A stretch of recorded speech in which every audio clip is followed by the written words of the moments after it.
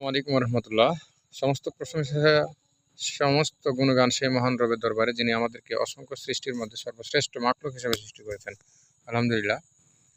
আমি এমন একটা দল করি, আমি এমন একটা সংগঠন করি, যে সংগঠনে আলহামদুলিল্লাহ সামনে পিছনে কেউ কথা বলতে পারবে না। আলহামদুলিল্লাহ, আমরা কোনো রাজনৈতিক হ্যাঁ কোনো সাংঘর্ষিক মতবাদের সাথে আমাদের সম্পর্ক নেই। আমরা জাস্ট আল্লাহ রসুল, আল্লাহ যা দিয়েছেন তাই নিয়ে আমরা সন্তুষ্ট, সেটাই নিয়ে আমরা মানুষকে দাওয়াত দিই। হ্যাঁ, এটাই আমাদের কার্যক্রম।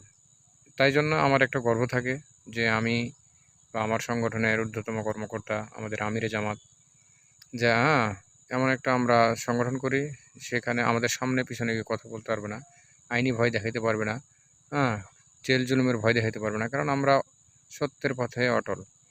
কারণ আমরা একটা একটা অরাজনৈতিক দল করি, যেখানে আমরা মানুষের পিছনে লাগিয়ে থাকি না।